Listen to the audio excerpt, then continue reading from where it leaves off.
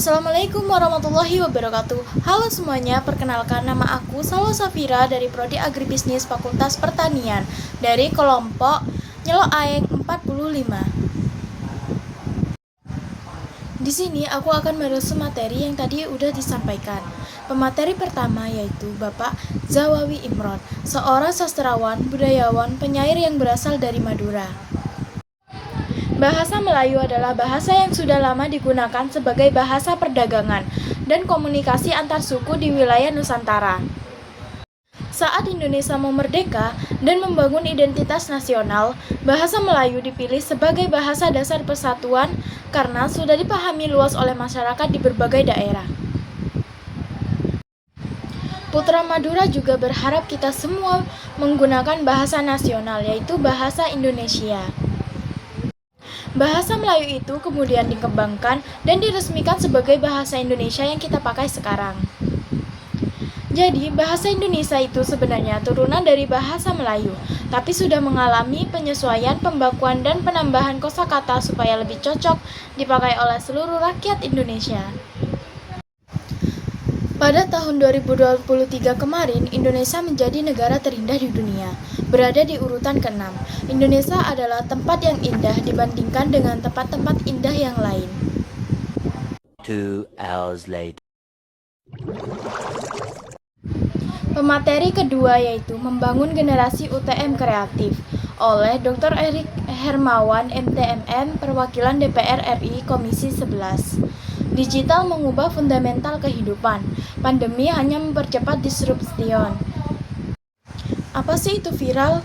Viral itu seperti virus yang cepat menyebar, dan viral juga bisa disebut terkenal. Kenapa sih kok bisa? Karena itu artinya terkenal, popularitasnya dalam waktu cepat, dan banyak orang tahu atau orang banyak yang ngomongin tentang video yang kita upload. Lalu video itu ramai penontonnya. Indonesia mengalami double disruption. Apa sih double disruption itu? Artinya ada dua gangguan besar sekaligus yang mempengaruhi cara kerja ekonomi dan kehidupan masyarakat Indonesia. Gangguan ini datang bersamaan dan saling mempercepat perubahan. Perkembangan teknologi seperti internet AI, aplikasi online, dan media sosial yang mengubah cara kita berinteraksi, berbisnis, dan bekerja. Contohnya, banyak toko fisik harus beradaptasi dengan belanja online atau pekerjaan yang dulunya manual sekarang otomatis pakai teknologi.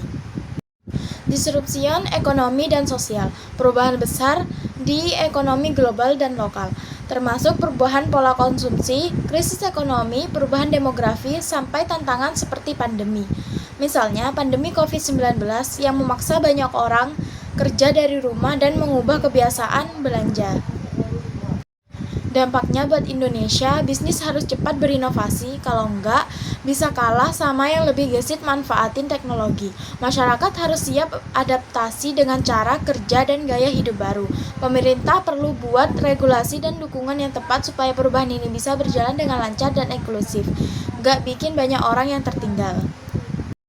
Intinya, Indonesia di tengah-tengah perubahan besar yang datang dari dua arah sekaligus, teknologi dan sosial ekonomi.